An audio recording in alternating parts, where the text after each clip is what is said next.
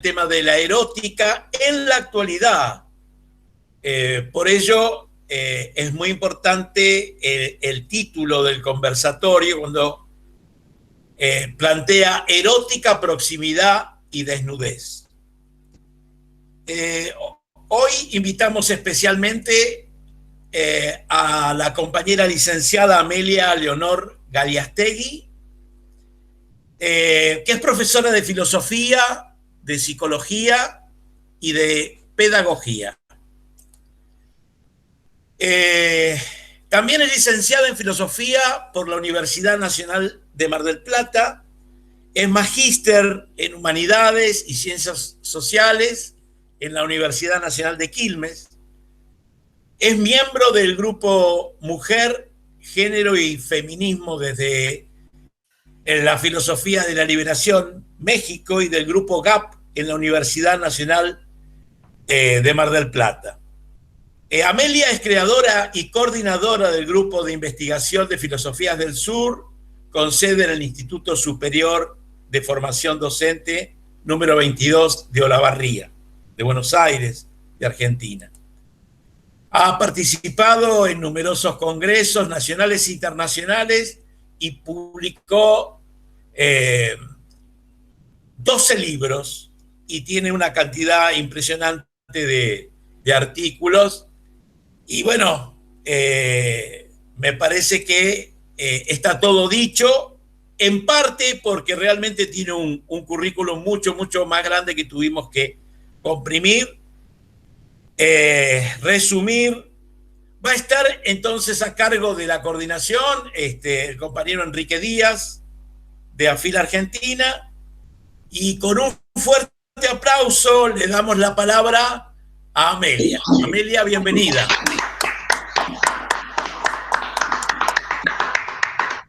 Gracias a todos, a todas, colegas, compañeros, amigos.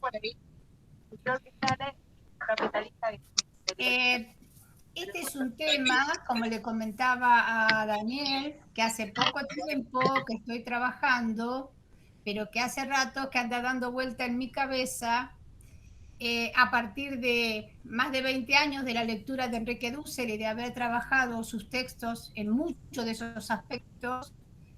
Este año he decidido enfocarme a un análisis de la erótica para poder pensar las prácticas sociales y sexuales contemporáneas, tratando de dar un giro para incluir hoy a las diversas identidades sexuales, las identidades sociales y los nomadismos que se dan en el campo de la identidad, recuperando gran parte de la erótica de Enrique Dussel, que como ya hemos visto cumple 40 años y es una manera de abrirnos al mundo y de despertar para seguir el camino. En filosofía no hay perennidad, el tiempo no se detiene y todos aquellas que nos dedicamos a hacer filosofía, la época demanda poner en ejercicio el pensamiento y en este caso el pensamiento crítico. Voy a leer lo que he escrito, pero les voy a pedir a todos, a todas, si tienen un lápiz a mano y un papel, porque esto es un taller, para comenzar a trabajar juntos, juntas, a partir de el marco teórico breve que voy a desarrollar, y una vez terminado, responderemos las preguntas, pero también jugaremos con esto que vamos a iniciar ahora y que quizás les llame la atención porque no es muy común en las ponencias de filosofía jugar un rato, armar un taller y poner en juego la imaginación. En mi caso, soy una persona que constantemente lleva la filosofía a las aulas tratando de que el aspecto lúdico permita salirse del marco de la estricta formalidad para pensar que estamos existiendo en este momento hoy. Bien, mientras voy desarrollando el marco teórico, por favor, antes que nada, necesito que ustedes esbocen un cuerpo de mujer. Simple, ¿sí? la imagen de un cuerpo de mujer. Y en la medida en que vaya desarrollando el marco teórico, ustedes van a ir cubriendo ese cuerpo de palabras. Lo van a vestir con palabras, ¿sí? Muy bien. Erótica. Antes de emprender la tarea de análisis y reflexión sobre este tema, es importante acercarnos al significado de la palabra erótica. Definida esta como atracción placentera que una circunstancia o fenómenos ejercen sobre una persona y ponerla en diálogo con la erótica de la liberación. El cara a cara, el beso a beso, el sexo a sexo, se va transformando, dice, en mundo, en pareja, en casa, hogar. Lejos de emprender una crítica destructiva a la erótica de la liberación, consideramos que la misma en su tiempo provocó un cambio radical en la comprensión de la alteridad, el otro ser encarnado en el cuerpo de la mujer, tal cual lo señalara este hace 40 años.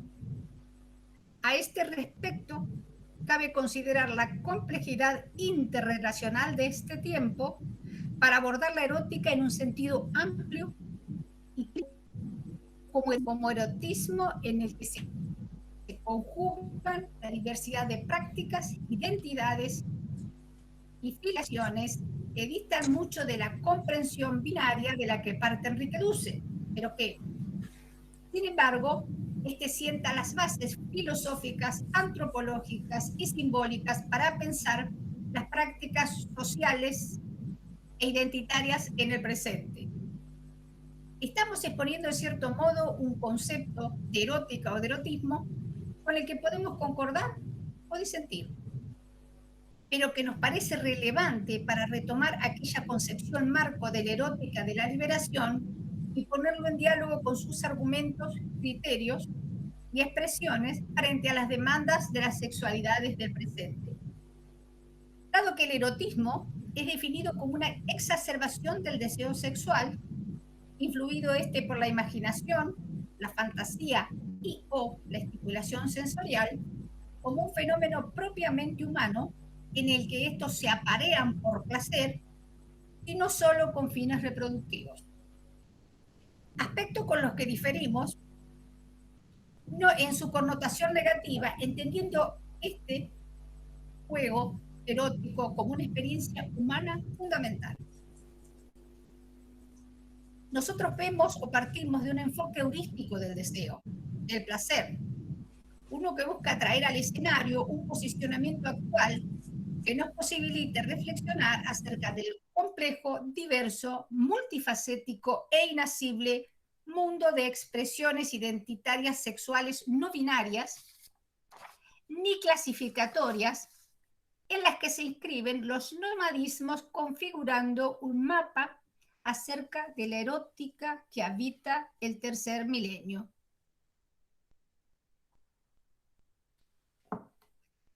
El horizonte nómade es una subjetividad, es una subjetividad situada más allá del género, diría Rossi Braidotti en el 2004. De ello puede inferirse que ciertas prácticas a las que aludimos transgreden el paradigma binario existente, aunque se están dando muchas excepciones con respecto a su legitimación. La sexualidad humana es, en todo tiempo, un fenómeno multidimensional que está conformado por un universo simbólico, afectivo, psicológico y además del netamente sexual. En este plano, nos preguntamos y les preguntamos acerca de las diversas formas de interacción que asume hoy lo erótico, de las posibilidades de su integración al mapa del erotismo sin que haya sanciones de por medio, porque este actúa rompiendo los estereotipos binarios, donde el deseo se inscribe en el contorno del actor humano sin que éste pueda ser narrado por el lenguaje de acuerdo a la lógica causal. Esta forma de erotismo emerge y se ofrece antes a la lectura sensible de aquellas miradas que evidencian en este tiempo hambre de reciprocidad. Es decir, entendemos que no hay una exigencia relacional afectiva para concretar el deseo en acto, tanto como de la exigencia biológica de complementación heterosexual, sea reproductiva o no. Esta sanción forma parte de un mundo donde el deseo no está culturizado, diría Roland Barthes en el 2013. Entendamos entonces al erotismo como una experiencia netamente humana que se expresa tanto en la dimensión afectiva simbólica del placer erótico llevado a la lectura de los gestos, de los ritmos, de los roces sin piel, hecho de sensualidad y fantasía, recuperando aquellas imágenes y sensaciones sin demandar necesariamente su consumación en el acto sexual, aunque no lo excluye. En este juego perceptivo en que la erótica se constituye en erotismo, juega un papel relevante la seducción. En este juego, esta cobra diversas figuras expresivas según la cultura y las subjetividades en escena. En este itinerario, la proximidad se torna necesaria a la experiencia de existir en los diversos planes relacionales expresivos, a modo de una constelación que se dialectiza o dispersa. Estamos refiriendo a un erotismo sin hipótesis preliminares, entendiendo que en el mismo se juega la proximidad como una instancia vital y necesaria en la asunción de la sexualidad primera y que luego saldrá al encuentro de las otras. Hablando de proximidad,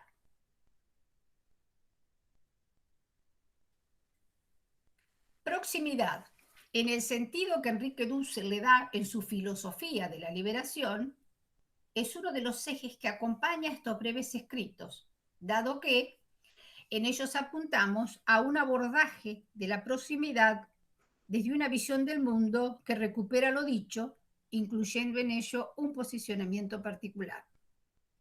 En este sentido, dice Dussel en 2011, el humano nace de alguien y no de algo. De ello puede inferirse que estos párrafos buscan reescribir la proximidad en las experiencias recientes en las que la humanidad que portan las mujeres se ve reificada, cosificada, tras una aparente comprensión de la proximidad que se revierte en la inmediatez del encuentro, cuando los riesgos a las heridas, la muerte y la violencia son mayores que las fiestas del encuentro. Vamos a hablar de proximidad trayendo este escenario de diálogo, una relación estrecha entre fenomenología y hermenéutica, intentando dar un sentido de interrelación que en cierto modo supera la visión dusseliana de revelación o epifanía.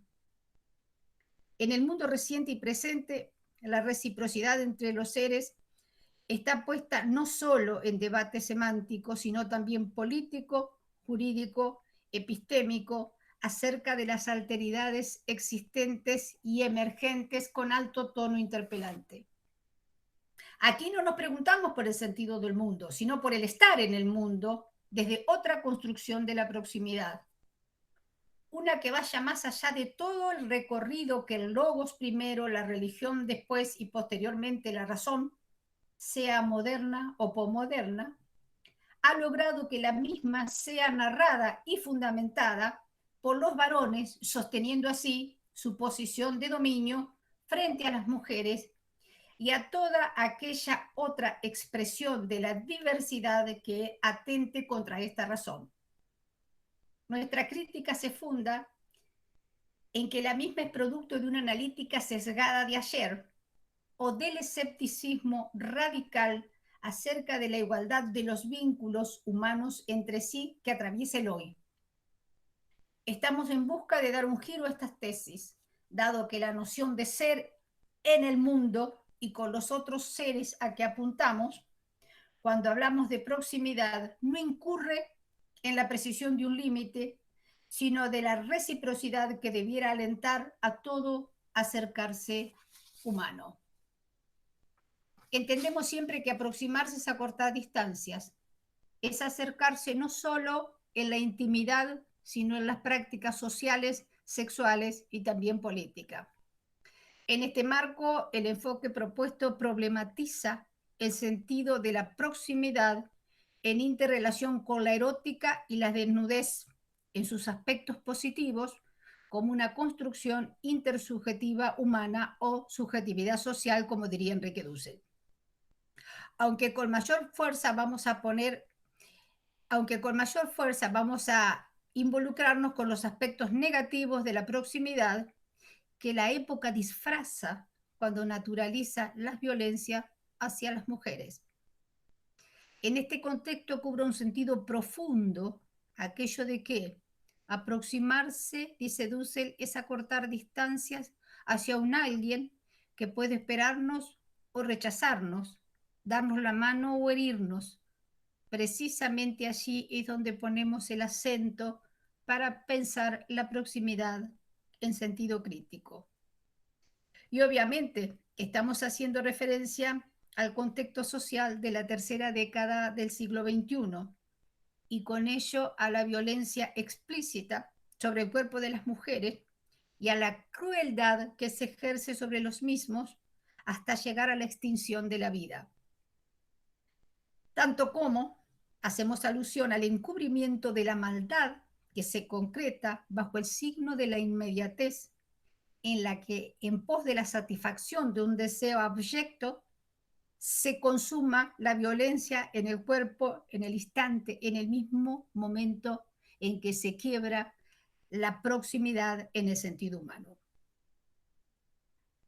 Hacemos mención crítica a la exposición brutal de los cuerpos dañados de las mujeres y de la diversidad que rondan en torno a ella. Estamos hablando de disminuir o de resignificar estos discursos visuales buscando un nuevo estatuto del ser y del autopercibirse como feminidad a la mujer de este siglo. Los medios componen mapas interactivos de la crueldad, donde los desgarros de las subjetividades encarnadas en los cuerpos se han constituido en imágenes efímeras que operan a modo de relatos catárticos de la violencia en las redes, consumándose en el mismo instante en el que la saturación perceptiva inhibe la sensibilidad. Si bien, como señala Dussel, la cercanía madre-hijo en la inmediatez de la caricia o del mamar da lugar a la cercanía originaria, en el cara a cara, en la inmediatez histórica, dice se juega la reciprocidad. El interrogante que atraviesa estas líneas se concreta en las preguntas acerca de si solo en la maternidad la mujer ha de experimentar sin riesgo esta proximidad primera, y si la misma logra reflexionar acerca de la violencia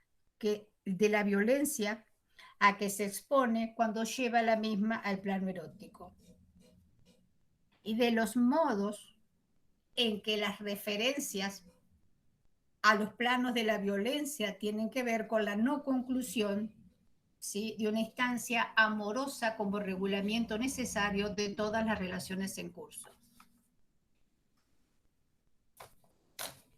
En este contexto, la reflexión apunta a considerar las apreciaciones del autor situándolo en el espacio-tiempo de la escritura, de la narrativa con la que da cuenta de manera teórica de aquello que supone la erótica situada en la proximidad inespacial, intemporal de la inmediatez.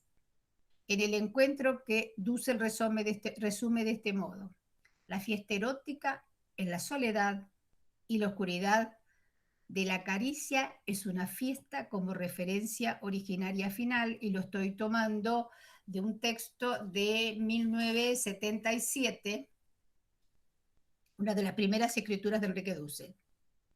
A este respecto, nos resta señalar que las tesituras dusselianas en su época han tenido una significación relevante, dada la originalidad de las mismas y del tono crítico e interpelante que las mismas asumieron en este tiempo. Hoy las prácticas sociales demandan conformar otros discursos que superen la dualidad arcaica natural de los géneros, inscribiéndose en otras corpografías, unas donde el cuerpo como territorio de exploración y lucha resiste las configuraciones instaladas y se inscribe en el reto a una visualidad que trastoca la percepción modélica de las alteridades. En ello reside la desnudez a que apuntamos.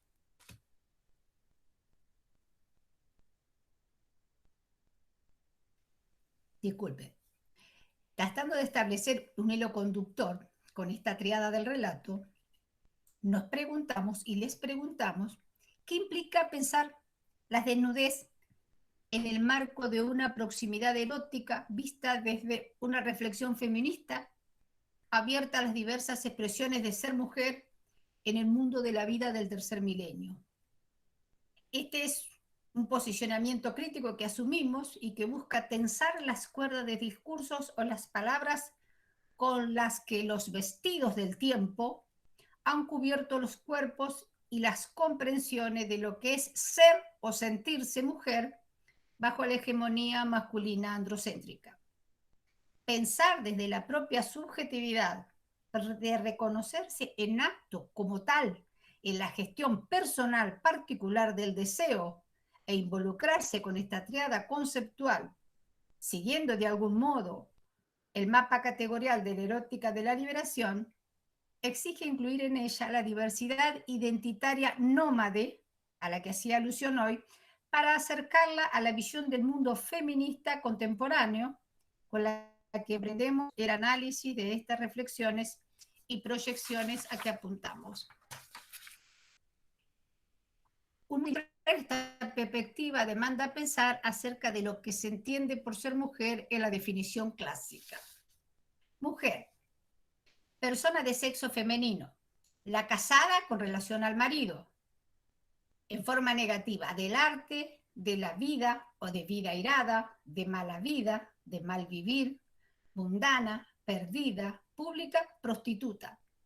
De su casa, la que gobierna o ejecuta bien o adecuadamente los quehaceres domésticos, cuida la hacienda y la familia, la mujer fácil, la mujer fatal. Todo tipo de mujer que por su conducta o aspecto llamativo se supone irresistiblemente seductora, ha caído en este marco. En este sentido, yo voy a hacer alusión a una definición, si bien esto que he dicho es una definición social, voy a hacer una definición de tipo biológica que Martha Nussbaum habló en el ocultamiento del humano y dice: mujer. La mujer es un animal que orina una vez por día, defeca una vez por semana, menstrua una vez al mes, pare una vez al año y copula siempre que tiene la oportunidad de hacerlo. ¿Sí?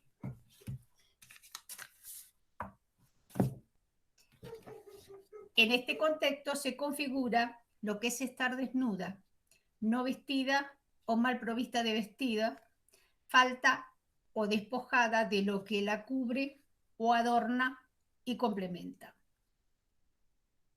A este respecto se hace necesario, imprescindible diríamos, señalar que estar desnuda no es simplemente estar sin ropa o carecer de ellas, sino de asumir un acto de rebeldía frente a los juegos del lenguaje con los que han arropado nuestro cuerpo de mujer y de todas otras expresiones de la sexualidad que se responden con la misma. Sin embargo, las resistencias persisten y operan, declarando la heterosexualidad y la maternidad como lo normal, y todo lo que sale de este círculo como lo impropio, lo desviado o entre un signo de interrogante de lo que no se puede dar respuesta. Entonces, yendo al nudo de la cuestión, apuntamos que es necesario revertir dichas conformaciones sociohistóricas delimitadas por discursos que evidentemente hoy muestran su contingencia significativa en el contexto de las presentaciones y representaciones eróticas asignadas a la mujer con las que abiertamente disentimos. Queremos señalar que el erotismo y la proximidad hoy rehuyen del estatus clasificatorio y atemporal de estas apreciaciones estereotipadas y que, sin embargo, aún están presentes y siguen teniendo fuerte influencia en los discursos y percepciones de lo sexual más conservadoras. La crítica se funda en que subjetividad, percepción de sí y desnudez desde esta comprensión alienante ponen en escena un relato externo de la mujer y de las prácticas sexuales identitarias vinculadas a la misma. Es decir, la historia del conocimiento ha construido un discurso omnicomprensivo del ser de la mujer desde su propio lugar de señorío o dominio. Desnudarse hoy del ropaje conceptual es quitarle un corsé puesto por los hombres. Es desnudas en un contexto social en el que estos han hablado por nosotras y no con nosotras. Y allí que el desafío de este tiempo es desarroparse de estas comprensiones y definiciones ideológicamente dominantes y emprender nuevos caminos. Aunque cuidado, ello implica exponer la vulnerabilidad del cuerpo, mostrarse sin la armadura del lenguaje y hacer patente la descarnada y hasta violenta percepción de la piel expuesta a la desmesura, a la vorágine de los actos que inhiben la aparición de otras voces. Nos debemos un lenguaje propio, escrito en el cuerpo, uno que cobra hoy dimensiones semánticas y simbólicas interpelantes en las argumentaciones críticas que estamos exponiendo, y que implica sin duda un toque de agudeza intelectual y de lucidez, además de tomar el riesgo de incluir la sensibilidad a la racionalidad, generando otro juego del lenguaje, uno abierto a la diversidad de variables expresivas y prácticas eróticas que demanda la época. Se trata entonces de romper la definición de lo que es ser mujer, de la carga de esencias y atributos impuestos como fronteras a la sexualidad. Y aunque parezca una utopía, la noción de cuerpo como territorio y campo de combate discursivo ha de concretarse en la premura del instante, mostrando tanto su vulnerabilidad como su fortaleza. Exponerse desnuda nos exige forjar otro modo de aproximarse a la novedad de una erótica no prescriptiva.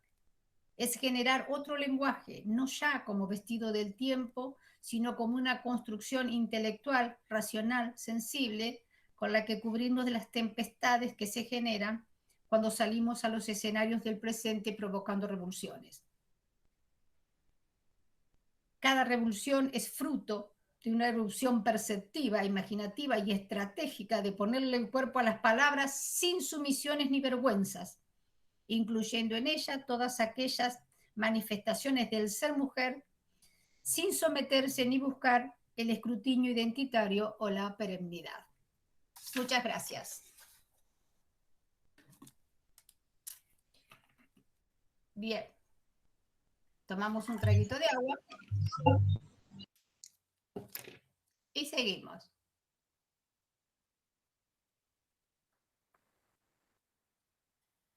Miren, por favor, qué dibujos de cuerpo han hecho, a qué estereotipo responde y qué carga de sentido tienen las palabras que le han dado a ese cuerpo. Cómo han escrito el cuerpo. Si con los conceptos clásicos que se dice de la mujer o desde su propia percepción de lo que es ser mujer, y de los hombres que nos están acompañando acerca de si poder pensar más allá de la mujer, sacarse la armadura masculina que ha hecho en el tiempo una construcción de la otredad como propiedad, objetivando el cuerpo de las mujeres, ¿sí? No solo desde el discurso, sino también desde la práctica. Hablando de filosofía, diríamos desde el discurso, pero no olvidemos que las palabras dañan y que los cuerpos sufren y que la subjetividad es un proceso constante en el cual estas asimetrías han generado grandes distorsiones en lo que es la percepción de la alteridad. Bien.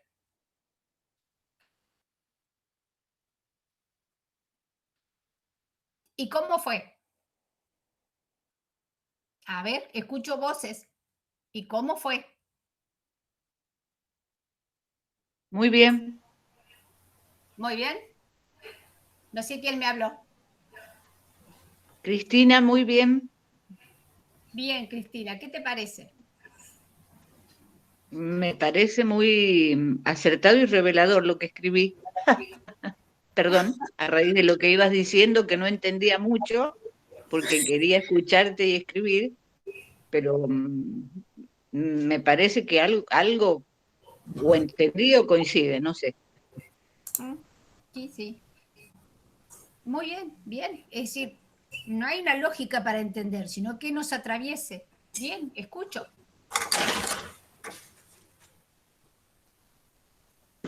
Bueno, yo quería decirte, bueno, te agradezco el compartir tus saberes. Y a mí lo que me quedó en esa silueta de mujer, justamente lo que decías al último, ¿no? Que el lenguaje, de alguna manera, es el imperante, no construido por nosotras, para nada, es un lenguaje dado, construido por otros. Entonces, para mí esa silueta justamente se pregunta, ¿no? ¿Quién construyó el lenguaje?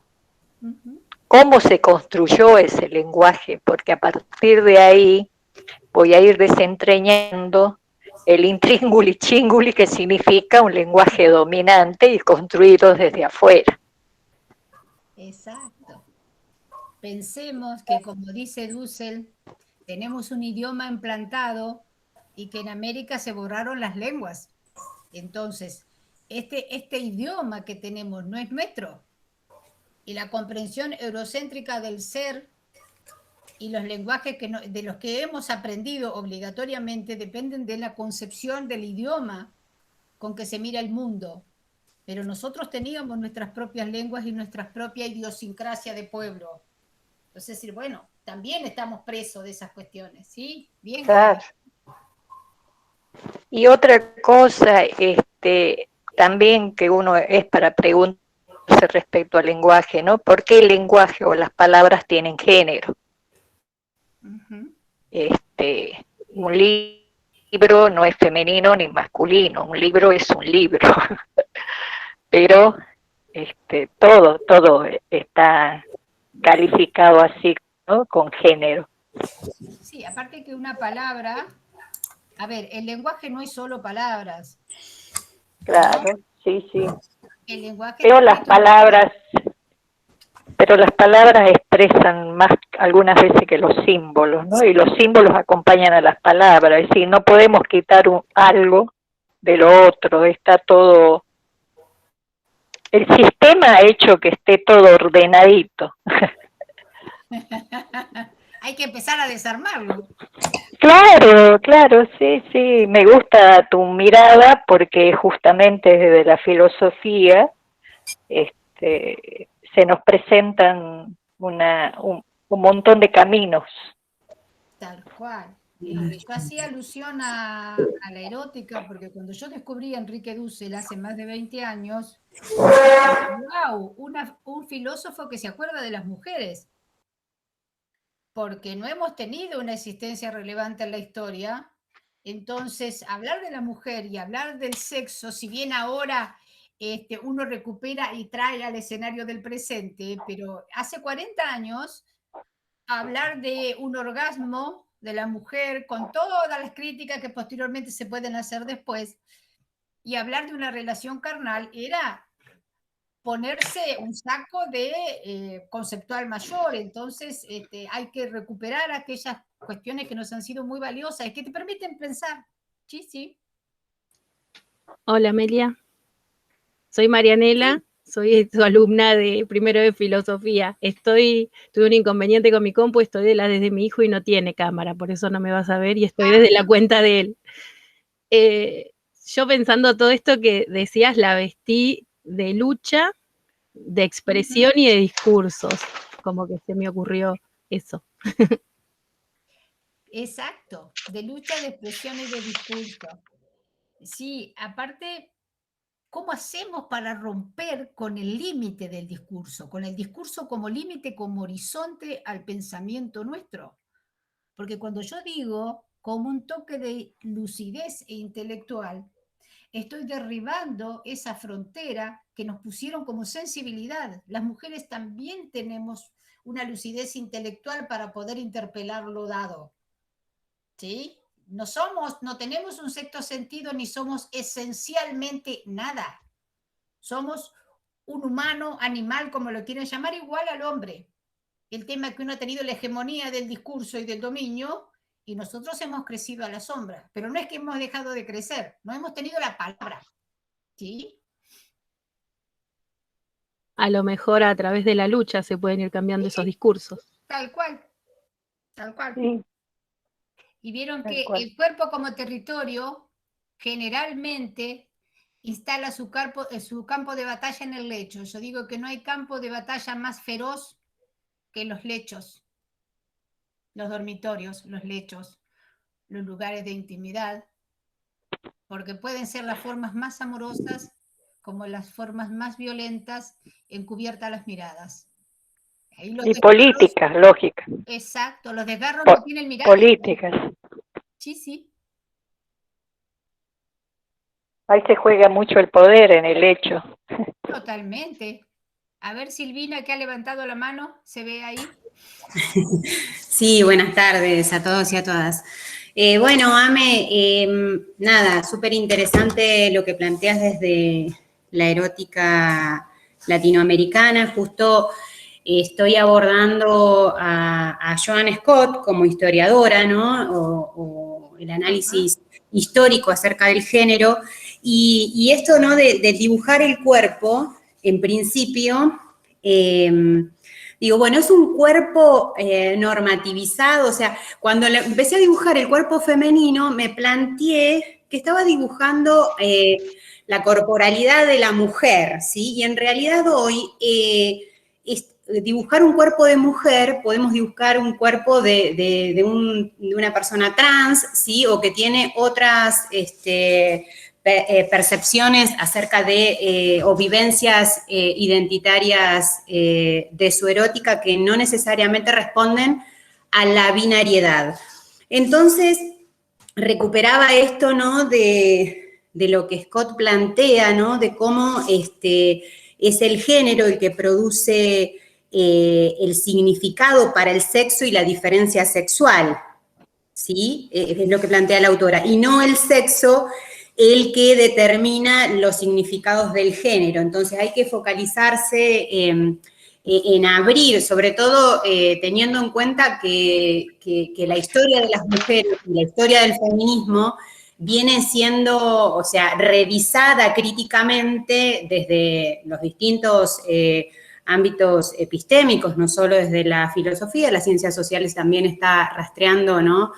No solo una historia de las mujeres y qué es lo que encierra en sí mismo el vocablo mujer. Entonces, hoy con las teorías queer, esto se abre mucho más para pensar, para debatir y para reclamar espacios, ¿no? Esto del cuerpo como territorio, reclamar espacios de enunciación, que muchas veces creo no son los que conocemos, sino que, bueno, ahí alguien dijo, ¿no? Los que se dan en el campo de lucha, en la calle y en los espacios de emancipación que una se permite para vivir esa eroticidad, porque cuando dibujaba a esta mujer, digo, bueno, ¿dónde está el goce? Y pensaba, el goce está en la cabeza, ¿no? En mi caso me pensaba, ¿no? Y digo, ¿cómo nos lleva? Y también está en cada una de los rastros, de los registros corporales que te puede llevar, por ejemplo, la práctica de una danza. Entonces, la erótica está en todos lados porque si hay una sensibilidad que de alguna manera nos interpela, que la podemos vivir, que la podemos manifestar, que la podemos expresar, digo, ¿no? Hay como muchos caminos que se abren a partir de lo que planteas. Sí, claro. Lo que pasa es que la erótica se ha confundido solo con un despliegue anterior al Tema acto sexual. sexual. Y no tiene que ver, porque puede culminar en un acto sexual o no. Erótico es todo. La sensibilidad humana tiende a la erótica, porque es decir, la erótica y la seducción son dos caminos. Lo que pasa es que a la seducción se la ha visto como más feminizada y no tanto tendiente a una conclusión sexual. Pero hay que entender que no todo lo erótico es sexual, ni todo lo sexual es erótico, y acá tenemos que deconstruir el concepto de la relación sexual. Llevar a cabo un acto sexual no tiene que ver con que haya una relación, porque cuando hablamos de relación hablamos de vínculos. Y mecánicamente, sexualmente, podemos llevar a cabo un acto sexual sin tener un vínculo afectivo. Entonces, esa deconstrucción nos las merecemos.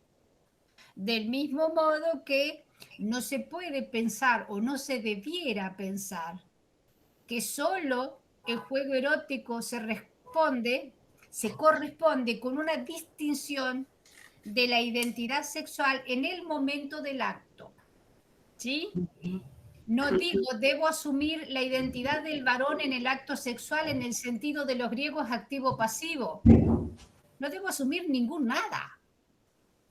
Cada acto en sí o cada expresión de la sexualidad no tiene que ver con una definición, ni con un estatuto, ni con un límite, ni siquiera con una diagramación, porque somos seres sensibles y somos seres cuando estamos teniendo este tipo de relato interior acerca de la sexualidad y de lo erótico, no lo podemos objetivar. Entonces, saquémonos de la cabeza el hecho de objetivar un acto sexual o una relación sexual. Una no excluye la otra, pero no son necesarias.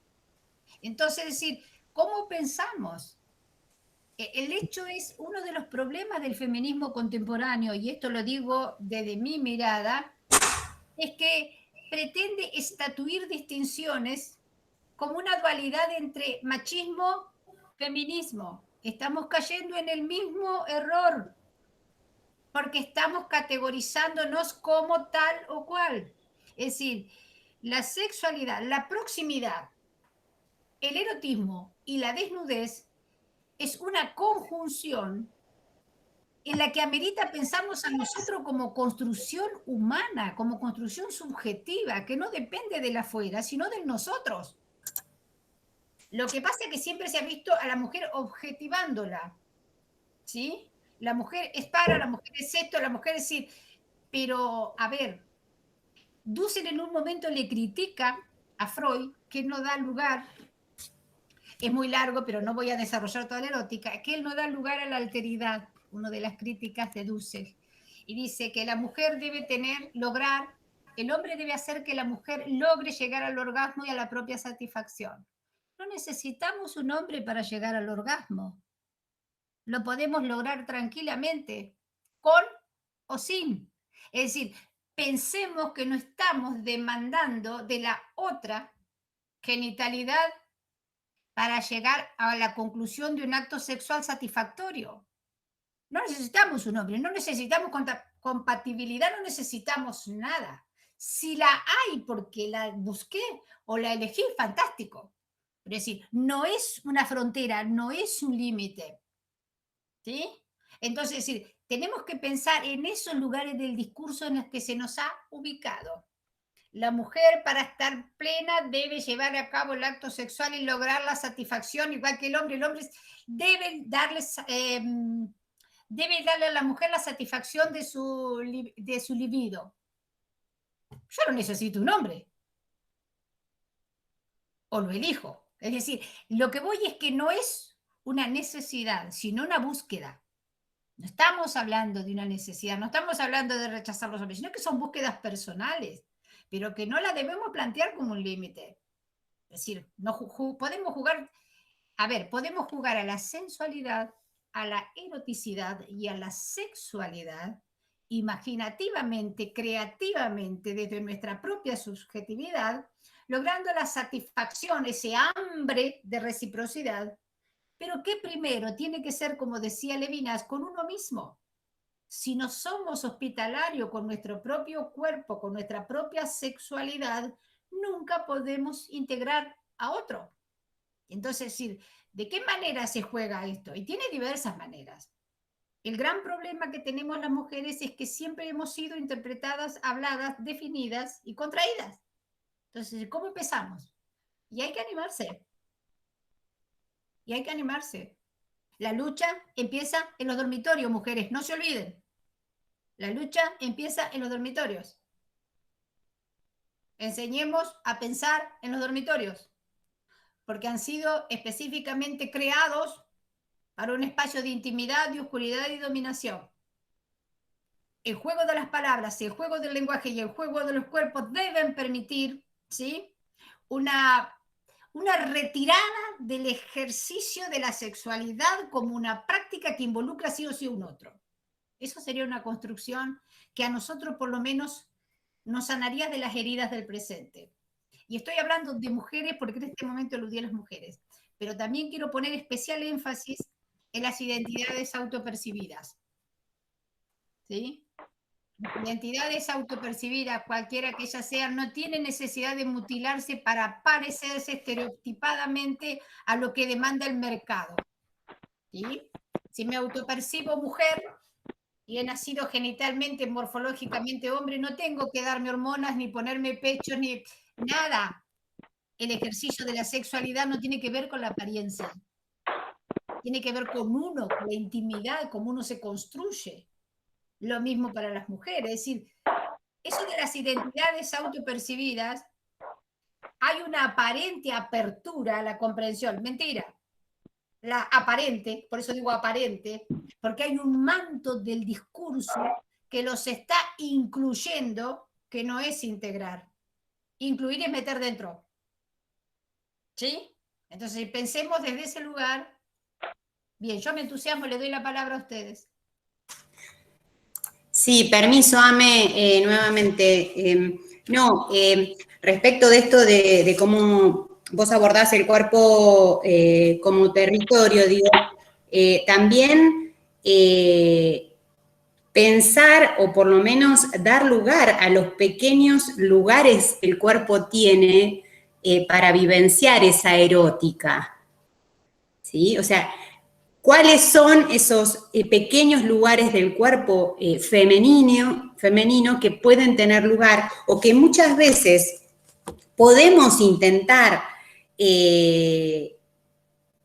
desocultar, si se quiere, o hacer visibles y a la vez caer en una trampa? ¿A qué voy con esto? Es decir, bueno, cuando muchas veces intentamos hacer visible algo, lo estamos ocultando a la vez. Entonces, en esto de la erótica, ¿no?, de la desnudez o del cuerpo desnudo y de estos planteos que vos nos presentás, digo, muchas veces el hacer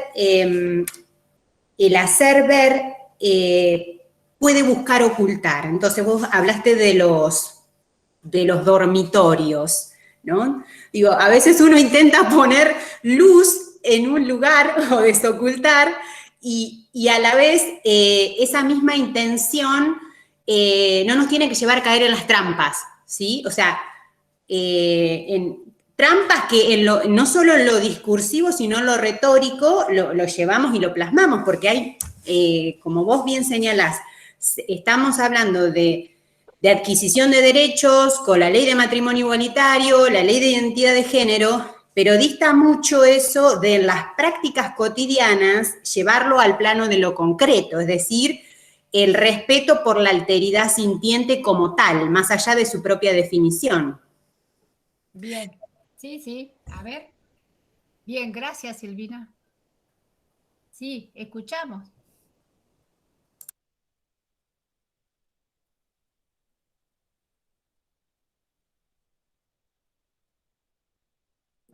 Bueno, ¿puedo decir algo ya que nadie habla?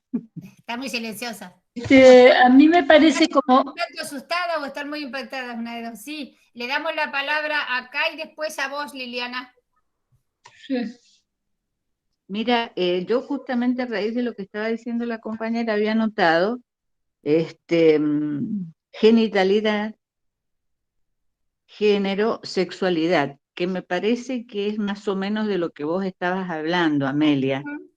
O sea, una cosa es el cuerpo que portamos, Sí. el género que nos, como cómo nos percibimos, Exacto. y después la sexualidad que elijamos, que Ajá. puede ser todas, alguna, ninguna, no sé, qué sé yo, puede ser, no sé, a ver, miles de variantes. Exacto. Entonces, este, eso me parecía que tenía que ver, quería saber si tenía que ver, porque mientras vos hablabas yo escribo cosas y no sé si tienen que ver o no, me parece que sí, pero Están íntimamente vinculadas, Cristina, bien. porque Entonces vos ahora bien, lo que sí, que la sexualidad, a ver, la sexualidad es todo, no es solamente lo que tiene que ver con lo sexual. La sexualidad proviene del deseo. El tema es cuánto lugar le hemos dado al deseo en nuestro pensamiento. Y la sexualidad, en el sentido que vos la estás nombrando, y está bien, es poner en práctica esto de que veníamos hablando, del cuerpo, de la genitalidad o no, de la genitalidad o no de la que venimos hablando. Porque el cuerpo, a ver, la sexualidad atraviesa el cuerpo, el psiquismo, la libido, como diría Freud. No le tengo mucha simpatía a Freud, pero bueno, la libido, como diría Freud, es el motor de la vida. Entonces, bueno, vemos cómo la ponemos en acto. Sí, sí. Te escucho, Liliana. ¿Habías pedido la palabra? Abrí el Tienes micrófono. micrófono apagado, Liliana. Sí. Que yo pude entenderte desde otro esquema. La primera pregunta que me hice cuando vos empezaste a hablar es de qué mujer estás hablando. Si de la mujer blanca, marrón, indígena, campesina, intelectual, etcétera. En segundo lugar, yo creo yo lo definí más desde el lado, digamos, del patriarcado. Yo me ubiqué me instalo más en ese lugar porque me permite ubicar algunas cuestiones que tienen que ver con el disciplinamiento y el control social en los cuerpos, teniendo en cuenta la identidad de género, teniendo en cuenta la etnia y teniendo en cuenta también la clase social, porque no es lo mismo una mujer que trabaja 20 horas por día que una mujer desocupada y que una mujer que tiene ganas, digamos, de tener un montón de vínculos con varios hombres, porque tampoco me interesa, porque acá en Argentina hay varios feminismos que opinan de distintas formas, sino que a mí me parece, por ejemplo, que el tema del poder, el poder con mayúscula, este poder del patriarcado, está atravesando hasta la musculatura interna y las formas de pensar y la subjetividad de las mujeres o de otros tipos de identidades de género. Entonces, yo había pensado el andando como un concepto, digamos, de este andar permanente en donde vamos descubriéndonos, no solamente en lo vincular con mujeres, como vos decís, sino también con hombres feministas, ¿no? Que los hay. Y que me parece lo peligroso que yo veo en toda esta historia, no con vos, sino que estoy viendo últimamente, es el tema, digamos, de que el peligro no es el hombre porque tenga pene, sino que el peligro es el poder que ejerce el patriarcado sobre los cuerpos políticos. Y acá agrego otra cosa que es el tema del cuerpo político. ¿Por qué? Porque en este siglo se ha tomado como territorio no solamente lo geográfico, sino también los cuerpos de las mujeres como cuerpos de violación en momentos de guerra, y no solamente los cuerpos de las mujeres, sino también de los niños, que es lo que más puede doler a una mujer, es decir, que violen a los chicos, que es lo que está pasando en este momento, sobre todo en época de pandemia, con el síndrome de alienación parental.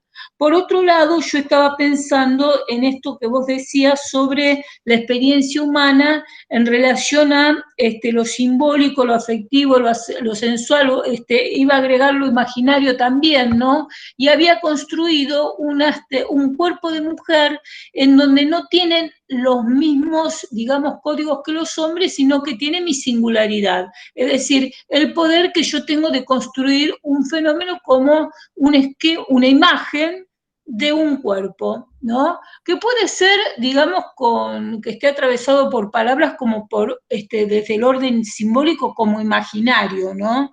Esto era lo que quería decir por ahora, ¿no? Bien.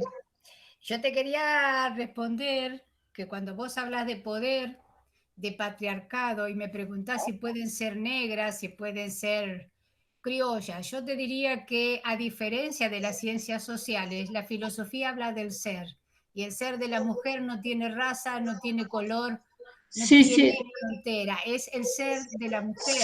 Sí, sí, sí.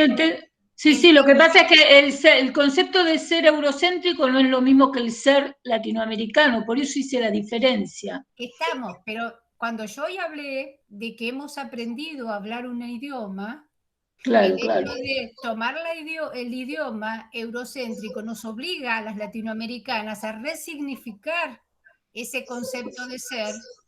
Por eso mismo que si nos ponemos en la barrera de la racionalidad que distingue por raza, por color, por pueblo, hoy hablaba yo acerca de que el erotismo o la elección o todo lo tiene que ver con lo cultural, entonces no es lo mismo una singularidad cultural, pero ojo, yo no estoy hablando de la distinción porque para mí las ciencias sociales, ¿sí?, van al hueso con el tema del poder y lo social, pero de lo que se olvidan las ciencias sociales es de tematizar el ser como un ser político. Entonces, las estructuras del poder se van dando estructuras sobre estructuras y hablan de de un reconocimiento estructural de los seres en su marco.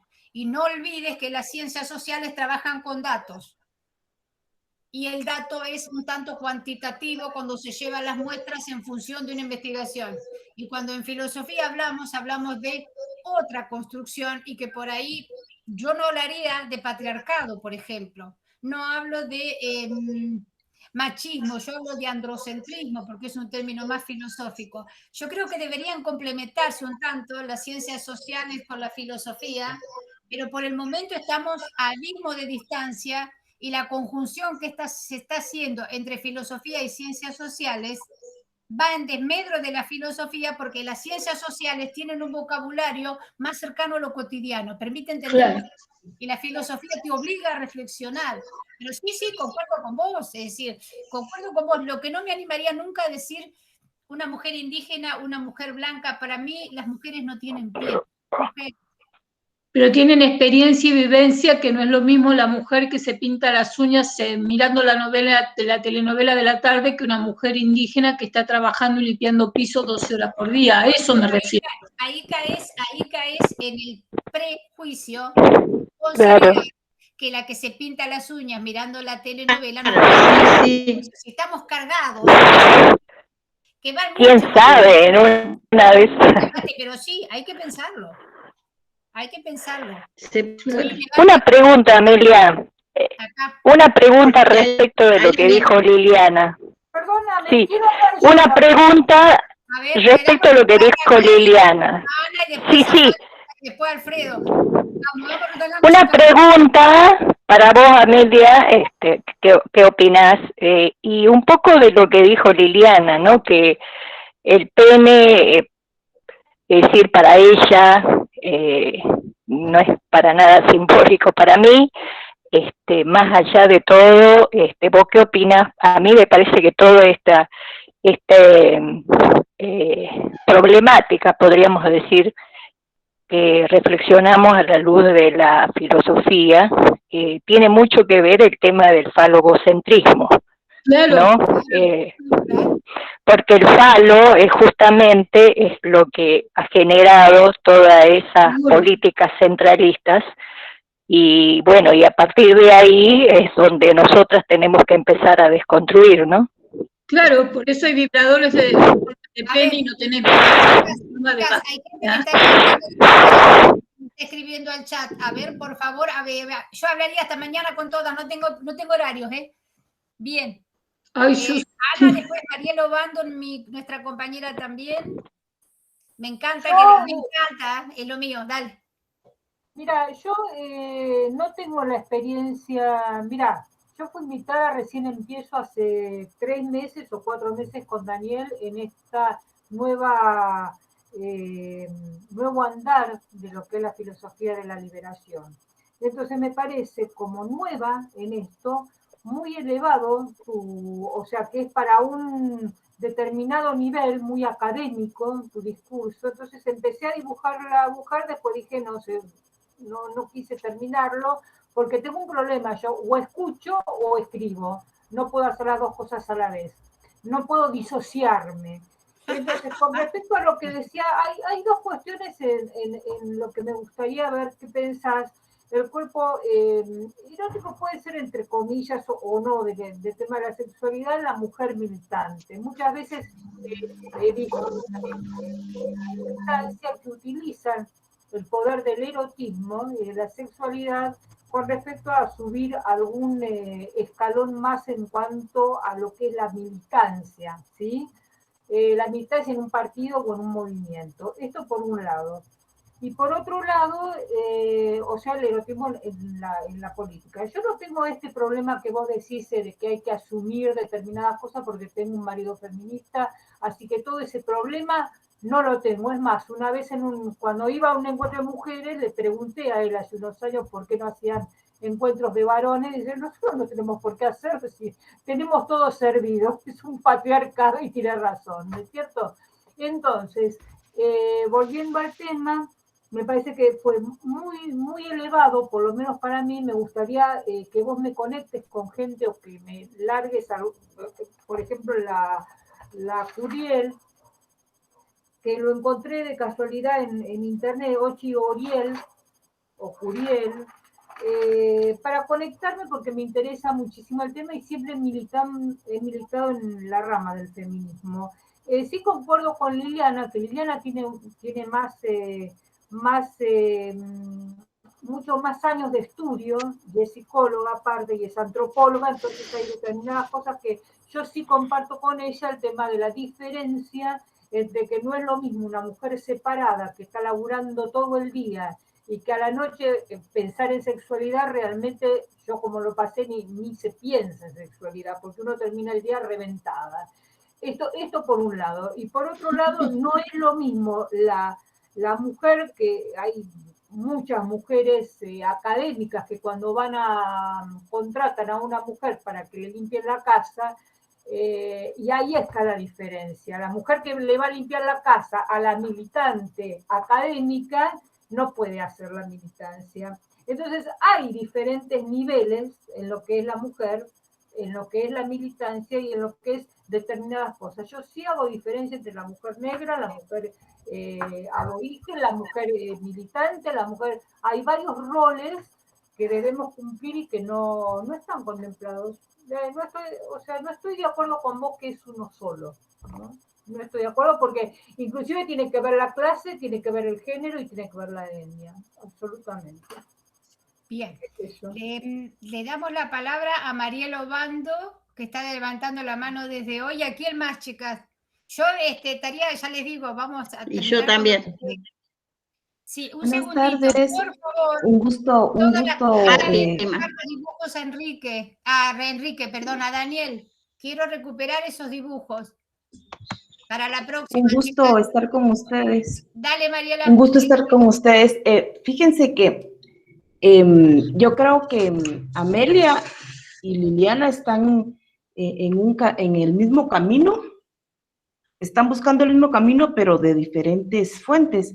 Es algo que nos hacemos esa pregunta constante de estar en la exterioridad, desde el nivel filosófico o desde las ciencias sociales, porque yo también tengo formación en ciencias sociales y en filosofía, es todo ese entramado, como dicen algunas feministas, de los entronques, porque es una diversidad de sistemas de dominación. Entonces, eso también lo platicábamos, que estar en la alteridad, y como dice Enrique Dussel, la categoría, la exterioridad de una totalidad, estamos en diversas exterioridades. No es lo mismo el planteamiento de una mujer indígena, ¿verdad?, que vive en la ruralidad, a una académica que esté planteando, aunque se llame progre, desde la exterioridad. O sea, son realidades y se cruzan entramados de relaciones de dominio muy complejas. Entonces hay que ir viendo esa complejidad de los entramados de las relaciones de poder como esa cara a cara. En el dibujo del cara a cara era romper esa dicotomía del binarismo occidental, porque entre los oprimidos y las oprimidas y los oprimides existen escalas, existen muchas escalas, y es importante el acercamiento y el diálogo para ir construyendo, porque, por ejemplo, desde la alteridad, a mí me preocupa mucho cómo no caer con las feministas hegemónicas liberales. Claro. Somos, digamos, tenemos ya como unos más de 500 años, porque, desde que el patriarcado se institucionaliza, no solo a nivel de Europa, sino que también hay varias teóricas de América del Sur que dicen que quizás no se puede llamar patriarcado a lo prehispánico, pero sí había una relación de dominio, porque incluso el maestro Enrique Dussel plantea en la política de la liberación diferentes tipos de formas de gobierno. Y, por ejemplo, observen ustedes, si vemos en lo prehispánico, la cultura del norte era nómada y sus jerarquías de poder eran horizontalizadas, porque no había construcción piramidal. Incluso en el sur hay hay grupos donde son circulares y no existía así como Machu Picchu, incluso Machu Picchu es circular y existían dos gobernantes, ¿verdad? Estaba lo femenino y lo masculino. En cambio, los imperios, mal llamados imperios como el azteca y el maya, hay jerarquías verticales y es raro ver una reina, ¿verdad? Pero de lo que se trata ahora en pleno siglo XXI es ir rompiendo esa dicotomía hombre y mujer, porque por esa complejidad también de sujetos, o sea, hay diversidad de sujetos y siempre ha existido esa diversidad de sujetos. Por eso es importante matar el género. Y la alteridad, a mí lo que me preocupa para no caer en esos feminismos hegemónicos liberales es la utilización del cuerpo del otro, o de la otra, o del otro, porque es un individualismo muy rapaz, o sea, ¿hasta dónde puede estar ese vínculo? Porque, por ejemplo, con las luchas de las diversidades dentro de la teoría queer, por ejemplo, hay dentro del arte, hay una artista española que está haciendo un performance y se está cambiando toda su fisonomía a través de hormonas y todo, pero lo malo es que cae en el juego del mercado, ¿verdad? Igual que todos los accesorios de las diversidades, como por ejemplo el matrimonio, están queriendo ser incluidos a una totalidad donde el maestro Dussel, si lo hablamos dentro de la filosofía de liberación, es el deconstruye completamente a Hegel. Es destruir la totalidad dada. Y por eso utiliza en cierta manera a Levinas, para quedarse un momento desde la exterioridad, para pasar a una nueva totalidad, que sería la transmodernidad. Ese es el gran desafío, y yo lo veo que vamos como que en un proceso, porque, y ahí es donde no se separa la filosofía ni las ciencias sociales, porque son los tres giros. Los tres giros. El horizonte político donde se tiene que avanzar es el giro epistemológico.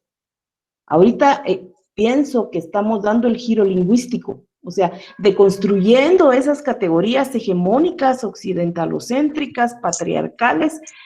Estamos en ese giro, pero hay que dar el giro pragmático, y para luego saltar al giro epistemológico y la construcción de subjetividades más a lo colectivo, porque ese es otro temor que tengo. La autosatisfacción, en realidad, a mí me causa mucho ruido. Dussel en la erótica plantea que el fin último es, incluso incursiona un poco en la mística, cuando dice de la creación del otro, o sea, es el acto del nacimiento, pero digamos, a mí me causa un poco de como que invita a seguir reflexionando un poco más con el tema, porque ¿qué tanto es decir, bueno, solo me puedo autosatisfacer y no cumplir con, digamos, esa creación de que siga reproduciendo la humanidad? Hay que tener mucho, yo sí estoy así como todavía en esa duda de cómo nos construimos como sujetos colectivos. Porque recordemos que desde el siglo XI en Europa se mató todo lo que tiene que ver con lo colectivo, con esas luchas de los bonapartistas campesinos. Y se crea la sociedad porque es el individuo. Entonces, el desafío es, el giro epistemológico sería llegar hasta como individuos colectivos, pero tendríamos que dialogar mucho desde las alteridades, desde la exterioridad del sistema, o sea, los excluidos, o a decir de Frantz Fanon, desde los oprimidos de la tierra, ¿desde dónde? O sea, que nos atraviese el género, que nos atraviese la raza, que nos atraviese la clase, que nos atraviese el conocimiento, lo estético, o sea, muchas variables del sistema de dominación que las trabajamos de las diferentes exterioridades en diferentes escalas. Entonces, ese es el desafío. Y los voy a dejar con una anécdota. Una doctora mexicana, Karina Ochoa, contó la anécdota, una anécdota de los años cuando estaba el famoso boom feminista y se hacían las grandes conferencias de los 90, específicamente el feminismo liberal, y les decía una boliviana minera, ¿verdad? Usted señora, que baja de una limusina todos los días peinada, y yo que tengo mi ropa de hace 3 días, disculpe señora, su demanda y su lucha feminista no es la misma que la mía, que yo apenas estoy luchando por la comunidad minera. Entonces, el diálogo entre las alteridades yo creo que va a ser un proceso en construcción, y es cuando nos juntamos, digamos, las ciencias filosóficas con las ciencias sociales y con las ciencias humanísticas, porque incluso la ética y la estética van muy unidas con el hecho de decir, bueno, mi sentir, porque no solo va a ser la sexualidad, la erótica, como disfrutar una caída de sol, pues, no sé, es una sensualidad que yo pueda estar en una playa, pero también es un acto estético, y viene también un acto ético. Entonces, yo creo que es una complejidad que todavía vamos ahí, y te felicito, Amalia, y me da mucho gusto, quiero agradecerte por tu texto. Bien. Compañeros, discúlpame, Amalia, una palabra. Amalia. Levantada desde hoy. Amalia, una palabra. Simplemente decir que quienes no intervengan, que por favor apaguen el micrófono.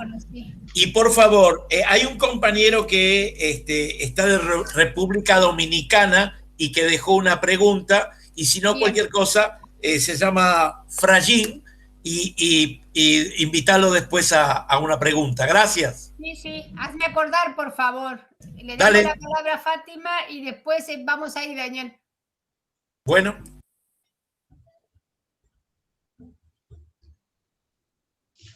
Fati. Hola. Sí, bueno, yo iba más, bueno, primero agradecerte, por favor, Amalia, la verdad que excelente, más allá de lo que comparto también con otra compañera que bueno, para los que no estamos tan desde la filosofía, en ese aprendizaje, ¿no? Y esa mirada, hay cuestiones que, bueno, nos gustaría por ahí poder trabajarlas más, pero comparto mucho lo de Mariela Obando, su mirada hacia nuestros pueblos originarios, porque tiene que ver, bueno, así como vos decías lo del lenguaje, también cada lenguaje viene con su cosmovisión, y ahí empiezan, digamos, es donde uno puede empezar a priorizar y cómo uno se percibe. Y también cómo se percibe desde lo colectivo, que es algo que tiene que ver mucho con nuestra propia identidad, y no con ese individualismo que yo diría que es más eurocéntrico, por más que lo tengamos todos porque estamos en un sistema.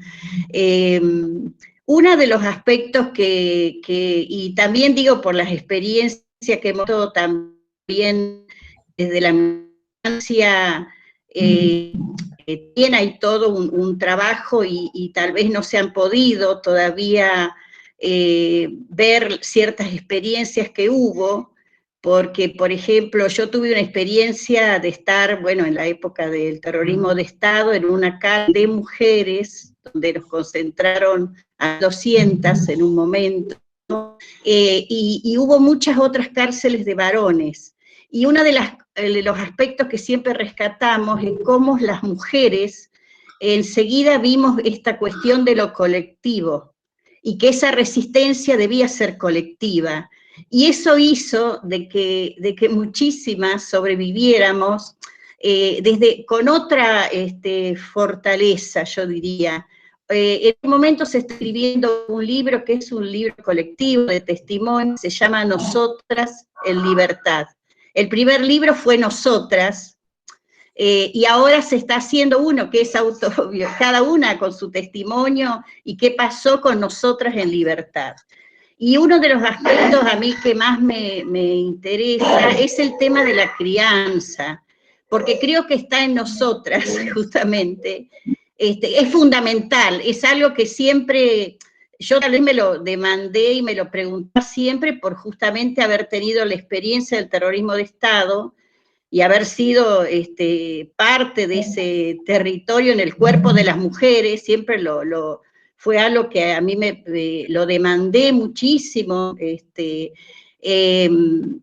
pero también qué pasaba con nuestros hijos después de esas experiencias. Pero más allá de eso, me parece que es importantísimo reflexionar en la crianza de nuestros hijos. Hoy ya los nietos también, pero digo, ¿cómo poder trabajar esto de la crianza? Porque creo que ese es creo que es un gran campo que nosotros tenemos que poder rápidamente, y cuando vemos lo que sucede en la pandemia, y bueno, la verdad que es como urgente, ¿no? Para que, bueno, la humanidad realmente haga un cambio. Gracias, Amelia, y a todos los compañeros que hablaron antes. ¿Puedo agregar algo? ¿Puedo agregar algo? ¿Se escucha o no se escucha? Bueno, Liliana, pero cortito, No, por porque favor, sigo porque tenemos otro lo que compañero. dice Fátima porque me gustó, porque yo soy amiga de Berta y estuve cuando fue la presentación del libro.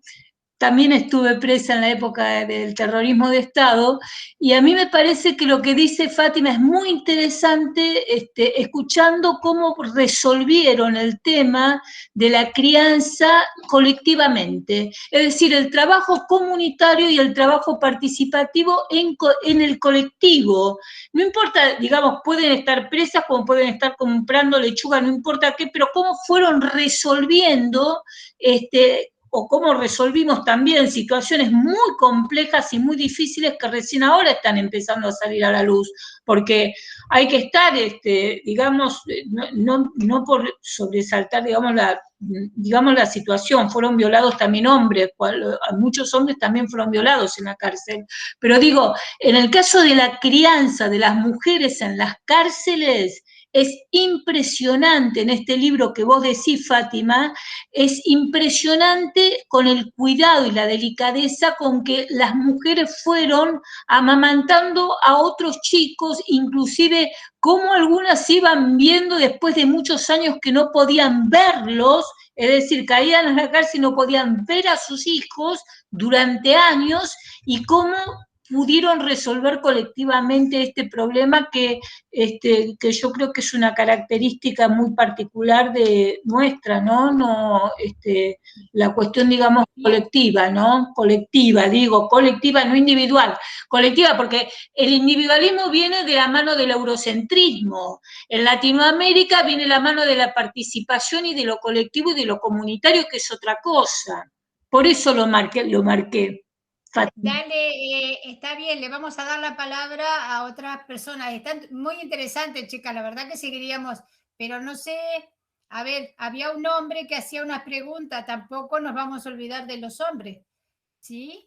Sí, no sé, Dani, cómo se llamaba. No estoy acá viendo la... Sí, es un compañero que se llama Frailín, que está por ahí y es de República Dominicana. Y se vino hasta acá para hacerte esta pregunta. Bien.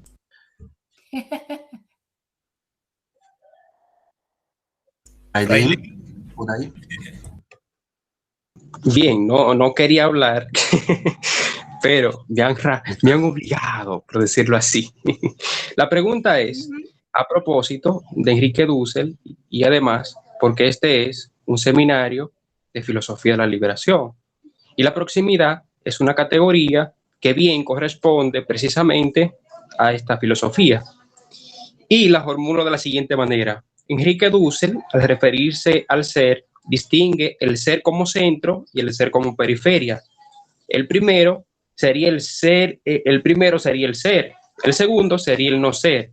¿Cómo la categoría de proximidad trabaja ese no ser periférico? Y creo que el concepto fundamental de Enrique Dussel ahí es el reconocimiento, que si bien subsume el posicionamiento infinito de Levinas, lo resignifica para hablar de los excluidos, de las alteridades, de las víctimas. Entonces, esa categoría de proximidad, Enrique Dussel la resignifica y la lleva al campo de la cultura, exacto, como dice Mariela acá, en la proximidad cara a cara. Enrique Dussel acaba de mencionar el otro día que él, si bien no continuó la línea infinita de Levinas, porque el infinito le significaba otra cosa, sí subsumió en esa categoría de proximidad en el cara a cara, y creo que cuando él hace mención al cara a cara de los excluidos, al cara a cara de las víctimas, al cara a cara del hambriento que pide su pan, está poniendo en contexto esa relación. No sé si responde a tu pregunta, Frailín. Lo decía más bien a referirme al tema de la mujer como territorio. Ese no ser, o sea, esa mujer excluida, no recuerdo cuál compañera, cómo desde esa lectura tiene su interpretación a raíz de la cuestión del ser. Claro. Cuando hablábamos del ser, hoy me decía una colega de qué ser hablaba. Hablo del ser de la mujer.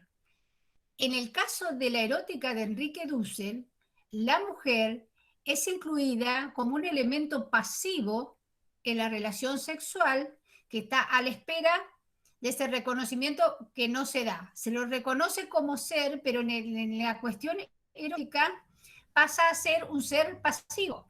Entonces, también sería el no ser desde la perspectiva contemporánea de los derechos de la mujer hoy a el ejercicio de su propia sexualidad.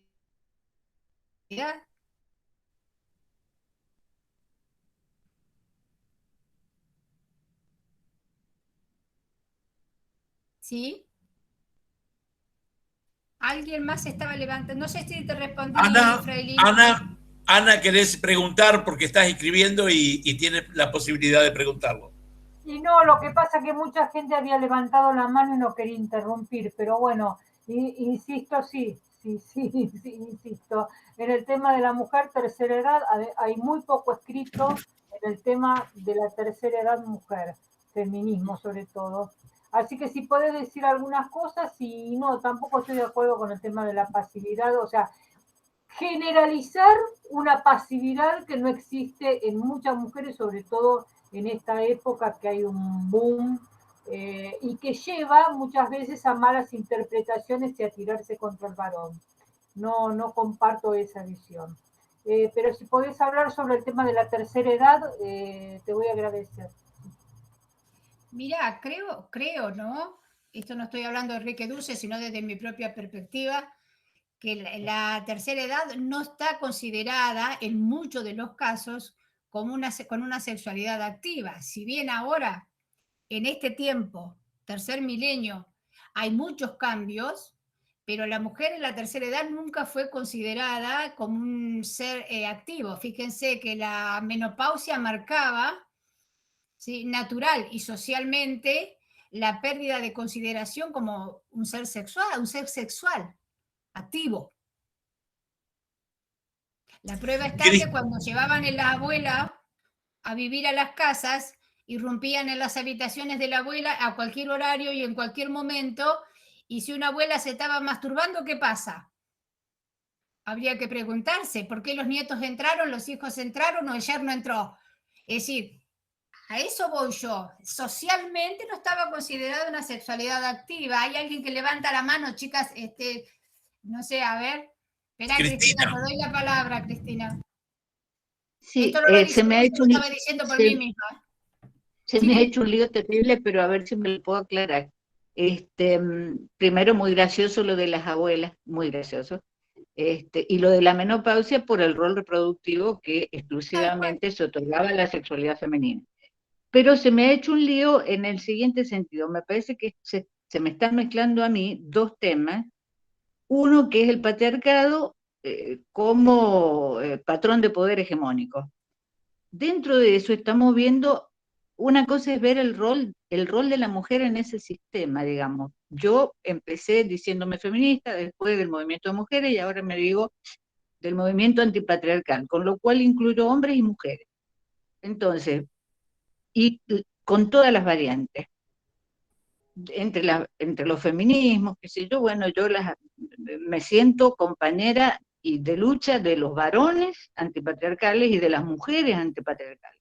Sea cuales fueran, acepto todas las diversidades en el sentido de aceptarlas como que las reconozco, las respeto, todas. De hecho, las mujeres tenemos una politicidad diferente, no porque seamos una maravilla, sino por la situación en la cual hemos vivido. Claro.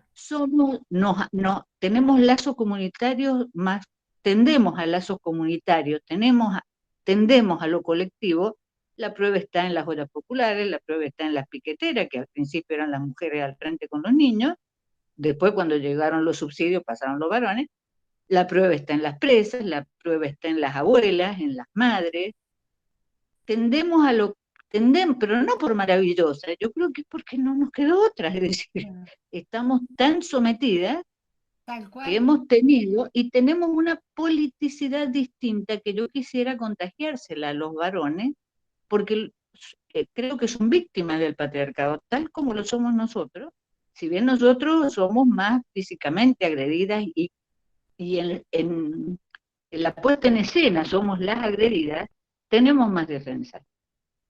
De hecho, un varón que se queda sin trabajo, se le derrumba el mundo, porque tienen patrones y exigencias de prestigio que las mujeres no tenemos. Sí, se nos derrumba el mundo porque no teníamos, pero se nos derrumba el mundo porque no tenemos para comer, pero digamos, salimos sin prestigio dañado, sin prestigio social dañado. Tenemos muchísimas contras, pero tenemos muchísimas cosas a favor, que estamos empezando a aprovecharlas en el mejor sentido de la palabra, a valorarlas. Lo que decía la compañera que hablaba de ese texto de esa mujer aborigen, o como se le quiera llamar, feminista, que le decía a la europea o lo que se llevaba a la blanca, que ella venía en auto, y dice, sí, tenemos enormes diferencias vivenciales, pertenecemos a muy distintos espacios, pero hay algo en común que tenemos, debajo del paraguas del patriarcado. Y los varones entran ahí también, no están afuera. Entonces, a mí se me hace un poco el lío entre lo que hablamos de la erótica y qué tiene que ver con esto. Discúlpame, Cristina, José te está respondiendo. A ver, José, que estabas en el chat, por favor, abrí el micrófono. Sí, yo quisiera subrayar la posición de Cristina porque me parece muy adecuada, porque en última instancia es un sistema, el sistema capitalista, el que hace la tarea fundamental de justificar y de sustentar con sus 500 años de fabricación de identidades diferenciadas, sometidas y perjudicadas por el lucro y por la forma de construir riqueza, y su mala, digamos, dificultad que tiene de entender la realidad y de suplementar esa realidad con nuevas expectativas. Así que, nuevamente aplaudo a Cristina Ortiz. Gracias.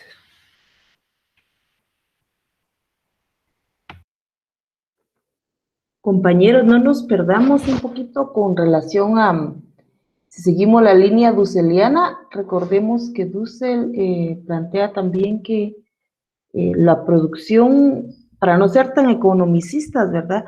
Sino también hay una producción de subjetividad, ¿verdad? Es el planteamiento de Dussel en la filosofía de la liberación va específicamente a la modernidad, o sea, hay que trascender la modernidad. Dentro de la modernidad es un sistema de dominación más, es el capitalismo, como lo es el colonialismo, como lo es el patriarcado. O sea, hay un entronque, como dicen esas feministas afroamericanas, hay un entronque de sistemas de dominación, ¿verdad? Y con respecto a lo que dice Amalia de la pasividad, se entiende a que no las luchas políticas per se que las mujeres desde la exclusión se han librado, o sea, eso es maravilloso. Históricamente se tiene que relatar, pero desde la pasividad quiere decir, por ejemplo, si nos ponemos a rastrear cuántas mujeres escriben sobre la erótica, no existe. No hay una erótica desde las mujeres, en la diversidad de las mujeres, cuestionando el planteamiento hegemónico, por ejemplo. Y así hay mucho ocultamiento de las posturas teóricas, incluso la modernidad que Boaventura cita de los 5 países en la construcción del conocimiento. Pero si nos vamos a las mal llamadas ciencias duras, por ejemplo, los médicos aún no conocen en perfección el funcionamiento del clítoris. Y ahí estamos, aunque luchemos como grupos políticos contra problemas sociales, tenemos pasividad, como dice Amalia, en el sentido de que ni siquiera la ciencia ha podido abordar ese conocimiento de la fisonomía de la mujer. No se conoce cuál es el funcionamiento del clítoris. Incluso hay que matar a este famoso Freud, ¿verdad? Porque él hace su teoría desde las pequeñas burguesías de Viena, ¿no? Y a nosotros nos pone en pasividad como una mujer castrada, ¿verdad? O como Michelle de Beauvoir, esta hegemónica también nos dice, ¿verdad? Que la mujer es el hombre imperfecto, ¿no? Entonces, la pasividad se refiere a la existencia de saberes que nuestro cuerpo no está, somos desde, como dice el compañero que preguntó también, estamos en la alteridad, estamos en la exterioridad, a decir de Frantz Fanon, el no ser que es civilizadas. Aunque haya muchos grupos en lucha, pues, pero recuérdense que todo lo epistemológico y la creación de conocimiento es la primera batalla que deviene después de una acción política. Entonces, desde ahí hay que ir viendo esos horizontes. Bien. Muy bien. Sí, no sé quién me decía hacer otro conversatorio. Sí, está genial que podamos hablar, ¿sí? Y está genial que podamos ir mirando entre nosotros, entre todos, y hago una distinción.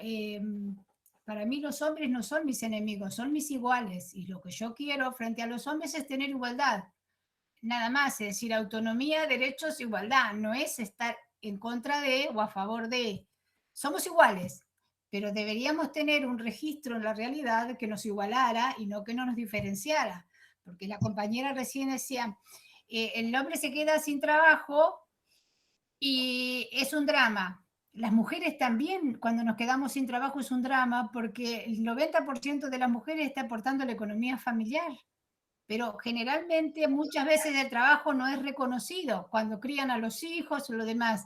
Aparte, pensemos que estamos dando un discurso acerca de la igualdad. ¿Qué pasa con las mujeres que criamos solas a los hijos? ¿Qué pasa con los padres que no son responsables? Es decir, acá estamos en un sistema capitalista, pero bueno, hablaban del pragmatismo y poner el pragmatismo en juego es poner en juego las diversas variables que el liberalismo ha tenido para insertarse en los países periféricos. También hay que pensarlo, es decir, hay muchas cosas que pensar, pero bueno, las pensaremos juntos más adelante, digo yo, no sé. Les dejo la palabra. Sí, yo una palabra sola, simplemente decir que vamos a ir redondeando, que tomamos 10 minutos más, 7 minutos más, y preguntarte, Amelia, Amelia por, Amelia con E, Amelia con E, no Amelia, Amalia, Amelia. Sí, Daniel.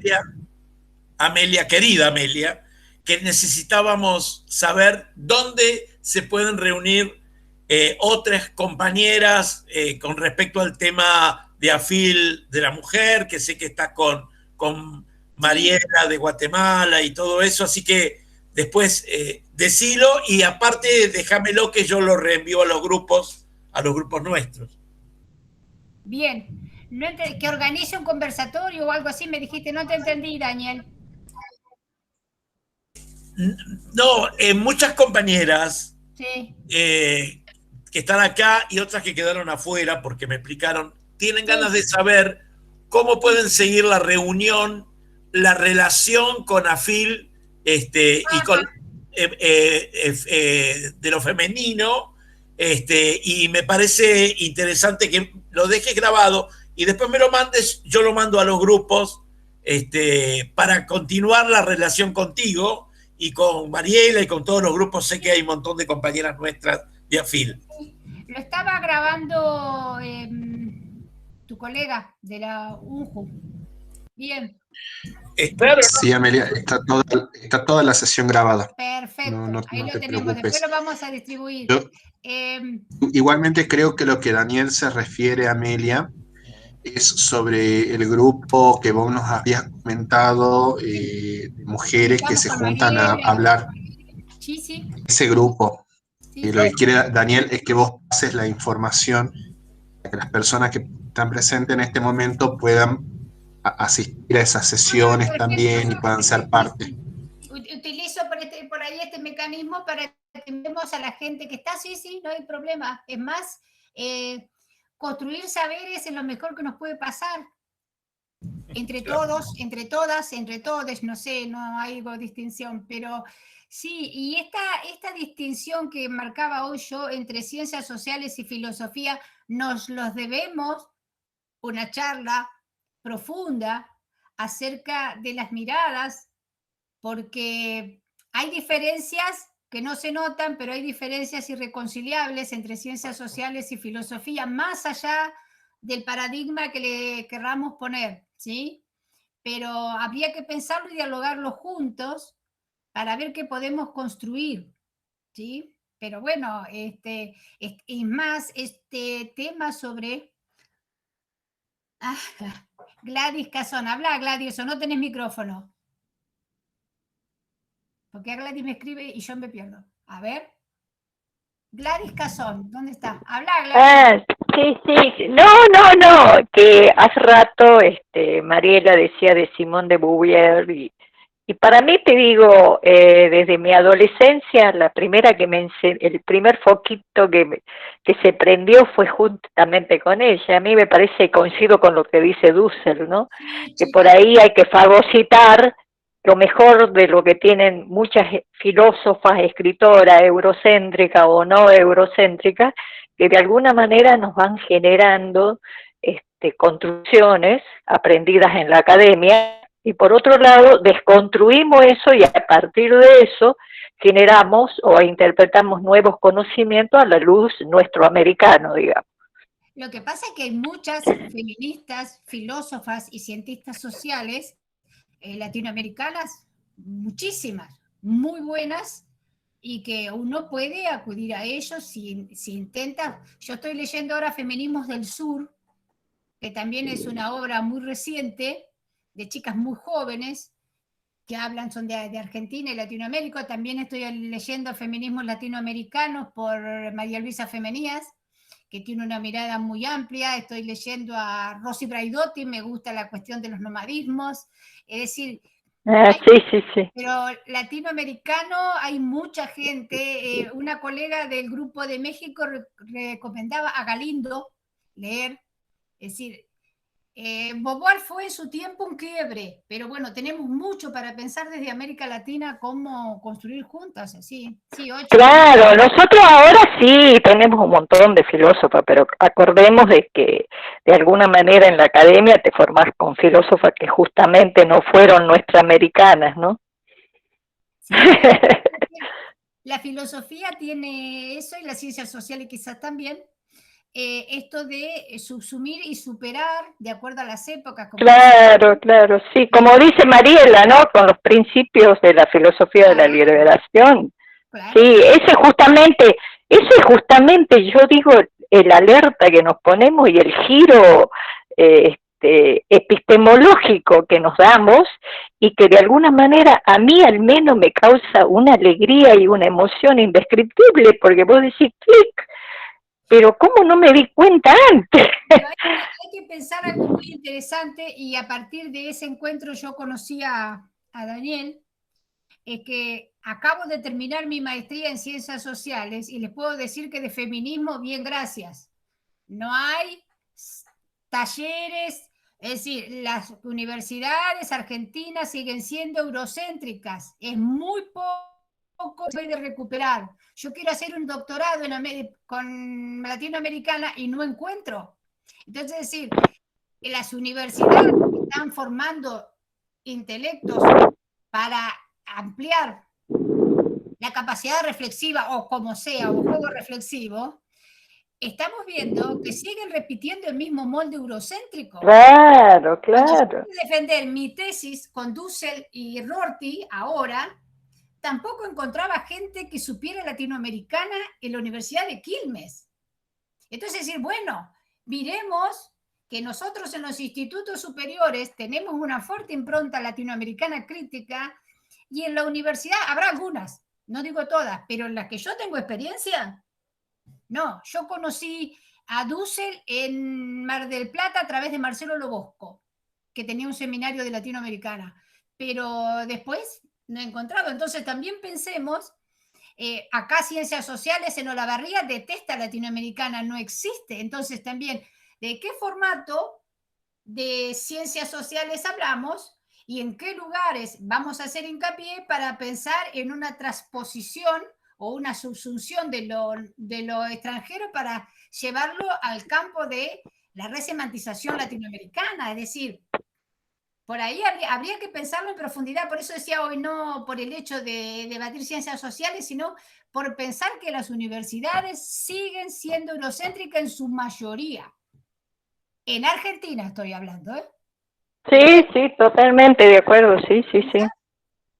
Amelia, hay una palabra, querían hablar una palabra sobre, que digas una palabra sobre desnudez. Escribieron en el chat, por favor. Una palabra sobre desnudez. Bueno, desnudez tiene dos acepciones. La vergüenza y la repugnancia, ¿sí? Por el lado negativo, y la desnudez por el lado positivo como una seducción abierta al campo erótico o a la subjetividad de sí.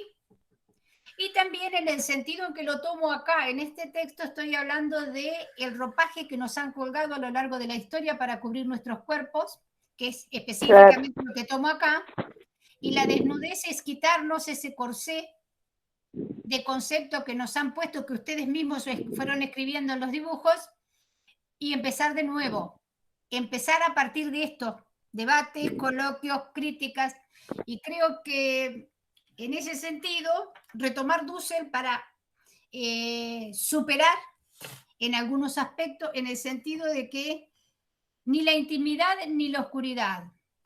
Un cuerpo desnudo es un cuerpo vivo y el cuerpo es la casa que habitamos. Entonces, de ahí en más, nos veremos en otra charla, digo yo.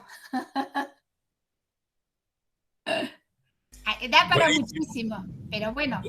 Buenísimo, sé que Amelia quedaron muchas cosas, esto fue hermoso porque los compañeros, compañeras, compañeros, todos plantearon la necesidad de que vuelvas muy pronto, así que bueno, si Dios quiere, vamos a tener otra reunión contigo en este mismo año.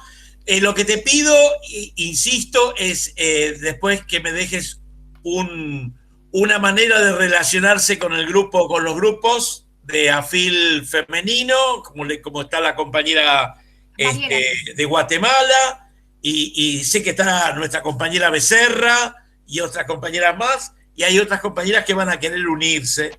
Así que eso en principio. Henry, si querés despedir, ¿querés decir alguna palabra antes de que se despida Amelia? Henry.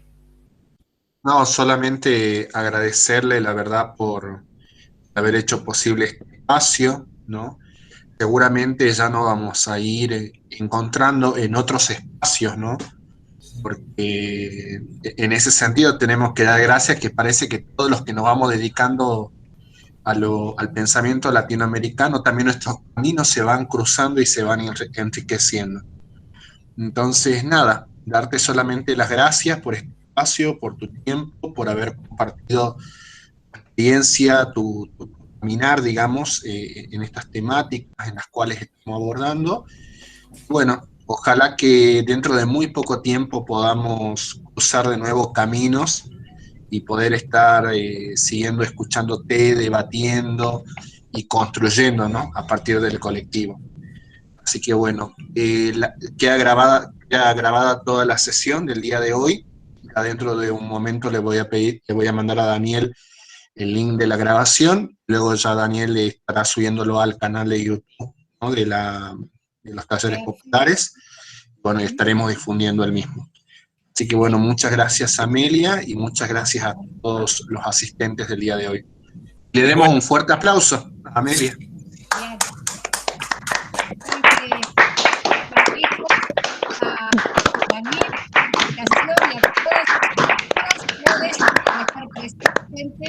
Y un diálogo acalorado es lo mejor de pasar en la vida, porque a través de ello vivimos.